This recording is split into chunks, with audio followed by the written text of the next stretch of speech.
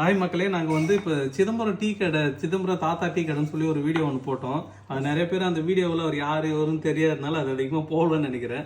அதை பார்த்த ஒரு எங்கள் ஃபாலோவர்ஸ் வந்து என்ன பண்ணியிருக்காருன்னா, அந்த சிதம்பரம் தாத்தா கடையை வந்து வீடியோ எடுத்து அவர் வந்து எங்களுக்கு அனுப்பிச்சிருக்காரு. ஓகேங்களா, நாங்கள் வந்து காலேஜ் படிக்கிறப்ப அண்ணாமலை யூனிவர்சிட்டிலேருந்து முடிச்சு வெளில வந்தோன்னா இன்ஜினியரிங் அந்த கேம்பஸ்லேருந்து ஒரு 100 மீட்டரில் அந்த கடை இருக்கும். நான் சொல்லியிருக்கேன், அங்கேயே வந்து மாடு கட்டிட்டு பில்லு போட்டுட்டு அங்கேயே பால் கறந்து அப்பயே போட்டு கொடுப்பாங்க.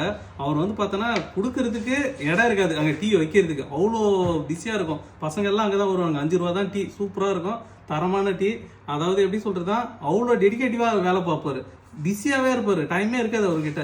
இன்னைக்கு பார்த்தாலும் அதே பிஸி அப்படியே இருக்கிறாரு, அதே மாதிரி துண்டு கட்டிக்கிட்டு அப்படியே போட்டு கொடுக்குறாரு. கையெல்லாம் பார்த்தீங்கன்னா அப்படியே கொப்பிளிச்ச மாதிரி இருக்கு. ஏன்னா அவ்வளோ சூடாக நம்மளால எடுக்க முடியாது, ஆனால் அவர் போட்டு கொடுப்பாரு.